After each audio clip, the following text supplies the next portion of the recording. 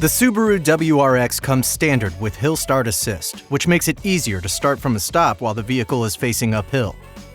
To activate the Hill Start Assist system, make sure your car is parked on a flat, level surface with the parking brake on. Turn the vehicle off and restart the ignition. The Hill Start Assist Off indicator light will tell you if the function is on or off.